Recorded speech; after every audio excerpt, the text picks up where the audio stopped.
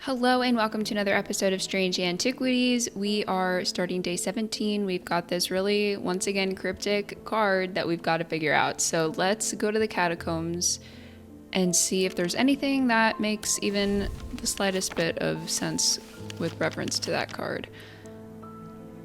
So that's like, what is that time on the clock? Whoops. So I wonder if obviously the second clock is moving around, but that is 3 and 9, and that's a half moon. So maybe I did see a gravestone with a half moon on it down here. Let me try that one. Okay. The air is stifling in the darkness, and the claustrophobia of the tunnels almost overwhelms me, but I press on. I remind myself that there are few who venture down here, which means the chances of an interesting find are higher. It doesn't take long for my search to bear fruit. Oh wow, that looks deathly. The Witherance was a terrible idea. I've only gone and made things worse. I wish Eli was back. He'd know what to do. Some years ago, now a friend brought an item to me, a black casket, and I learned that it was a dark article. So he is the person from the tales at the end of each day. I should have brought it to Eli right then and there, but I knew he would want to destroy it. I'm a collector of things. It seemed too important to allow it to be destroyed, but I see how naive that was now. This casket is far more dangerous than anything I have come across before. And now I hear they are looking for it with their black eyes. Either I need to keep them out of the museum or bring the casket here so Strange Antiquities can hide it in one of its secret places. I don't think I really want the responsibility for it. Dread Vivant? Yeah, sure. Or Lunima? A Dread Vivant is the only way to handle some of the more dangerous artifacts. It can siphon power away from oneself for a time. The power rising up off a Dread Vivant is subtle but noticeably invigorating. These objects represent the balance of life and death, of good and evil, of hope and despair. Okay, that sounds like it is a good option. A Lunima is called a moon pool or heart of tranquility. It harnesses the power of the elements to create an aura of unease.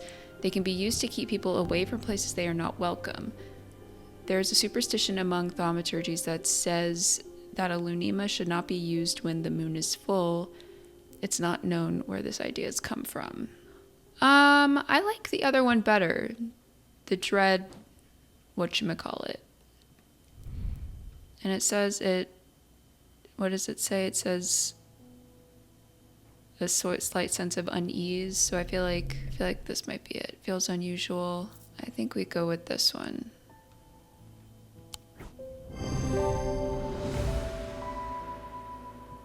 Everybody's in such a precarious situation right now. Okay. Mail time. There's an uneasy quiet in town today. There aren't many people out and about. I'm heading straight home as soon as I'm done with my deliveries. I think that's a sound and very valid plan.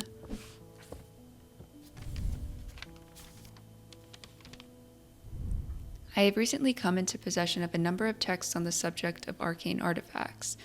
You are welcome to them if they are of any use to you. If I don't hear from you, then I will donate them to the library across the street.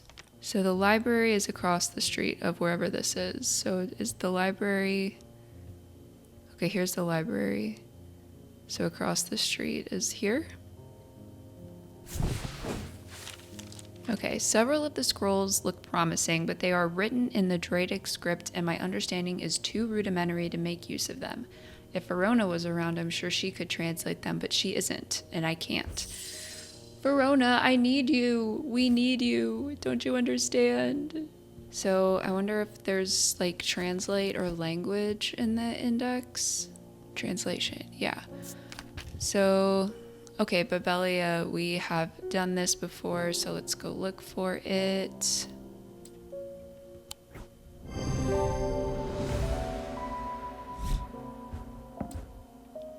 The effect of the Babelia makes my head spin, and I close my eyes tight for a moment as my mind catches up. The pages swirl and blur in front of me, letters and words floating in and out of focus. After a time, I find that I can read them, though it takes some effort, and I feel drained as I reach the end. Oh boy, tons of pages. Okay, well that's good. With all that's been happening in Undermere, I picked the worst week possible to lose my Braic charm. I hope that you have one that I can replace it with. A powerful item that offers hope in times of worry, protection in times of darkness, and wisdom in times of uncertainty. It wields the power of the maiden, the mother, and the crone, the Wiccan triple goddess. Maybe this?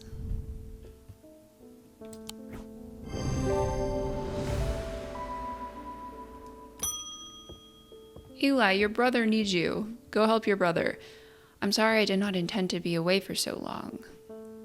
I trust the shop has not been too much trouble to look after in my absence. I have learned a lot from my time in Oxford. There's a powerful dark article here in Undermere called the Nalian Casket. That's what your brother has, I think. And now you're telling me that my foolish half-wit of a brother has had it in his museum this whole time? Go to him and help him. I know how to destroy it, but it's not going to be easy. Whatever happens, it must not be opened. We will need to create a pillar of Calaris. From what I gather, such a feat has not been attempted in over 500 years. I just hope there's enough time to prepare. I'm afraid I can't stay, but I'll be back as soon as I can. Oh boy, oh boy. What does this say? A pillar of Calaris is a powerful blast of energy that can consume the darkness. In my opinion, it is the safest way to destroy powerful dark articles. It can only be produced at a place of significant thaumatic convergence. Strength and weakness, light and darkness, align the opposing powers at opposing compass points. With Corchin's light, the strong will be made weak and the dark will be made light. Okay, I don't think that's anything for us to do at the moment. So we'll put that down there.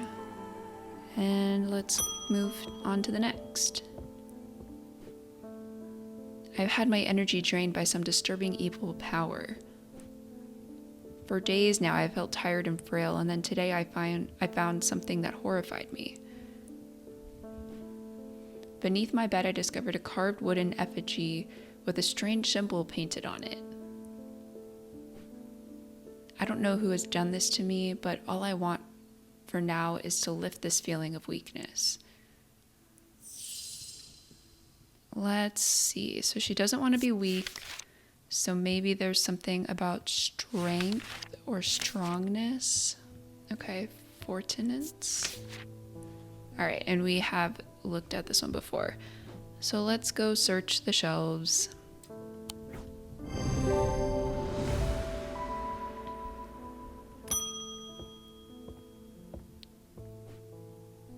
I would like a bloodbeck. The nameless ones are restless. I'm ready to hear their voices. That doesn't sound good either. It was once thought that these objects could be used to commune with the dead, but it is now widely believed that such a thing is not possible. It is not known where the strange voices that emanate from a bloodbeck originate, but there are some who believe that they are voices of the nameless gods. Okay, low chanting, that sounds like voices, so we're gonna guess this creepy pendant. And hope that you don't do anything nefarious with it, because we have enough of that right now. We have plenty of nefarious actions happening. Thaddeus? Are you okay? I went to move the casket, but it's gone! What do we do? I heard Eli is back in town, but he hasn't come to see me, and if he's not here, then I don't know where to find him. Oh god, what do we do? You know, I don't know. Maybe I should take Jupiter and run. Oh my gosh.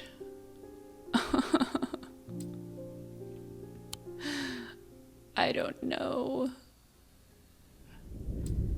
It festered and pulsated until it could no longer be contained. Some part of it reached out from the darkness, creating eyes so that it might find itself and hands so that it might open itself. The casket wanted to be opened. Well, we have to not open it, guys. Nobody open it. Nobody open it. Oh, gosh.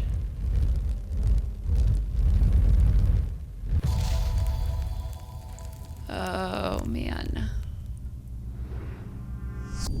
I lie below books and scrolls on the esoteric and the arcane. Wow. What a doozy we're in.